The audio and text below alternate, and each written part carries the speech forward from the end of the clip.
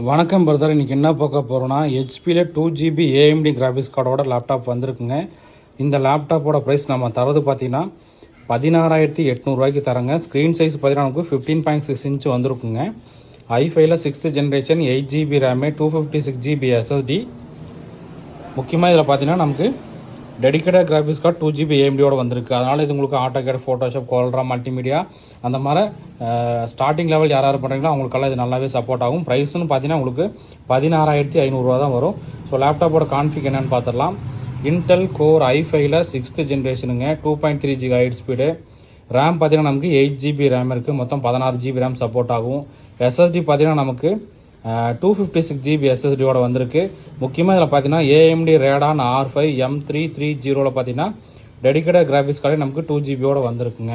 நண்பர்களுக்கு இந்த லேப்டாப் ஏதாவது தேவைப்பட்டால் வாங்கிக்கலாம். இந்த லேப்டாப்போட ப்ரைஸ் நம்ம தரது பார்த்தீங்கன்னா 16,500 தரோம் நண்பா. ஓகே நண்பா, தேங்க்யூ.